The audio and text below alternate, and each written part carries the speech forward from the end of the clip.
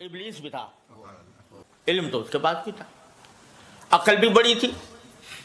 عقل ایسی تھی کہ اگر اس کے دلیل کو جو اس نے اللہ تبارک و تعالیٰ کے سامنے پیش کی خالص عقل کی بنیاد پر رد کرنا چاہو تو کوئی راستہ نہیں کہ خلقتنی من نار و خلقتہ من طین. تو صرف عقل کی بنیاد پر اگر جواب دینا چاہو اس دلیل کا تو ہمارے لیے مشکل ہے اس عقل کی بنیاد پر جواب دینا. تو عقل بھی بہت تھی, علم بھی بہت تھا. بلکہ حضرت تھانوی رحمۃ اللہ علیہ فرماتے ہیں کہ 4 عین تھے اس کے اندر. عالم بڑا تھا, عین عالم کا, اور عاقل بڑا تھا کہ دلیل ایسی پیش کر دی, اور فرمایا عابد بڑا تھا کیونکہ روایات میں ہے کہ پہلے عبادت بھی بہت کرتا تھا. تو عالم بھی تھا, عاقل بھی تھا, عابد بھی تھا. فرمایا چوتھے عین کی کمی تھی کہ عاشق نہیں تھا.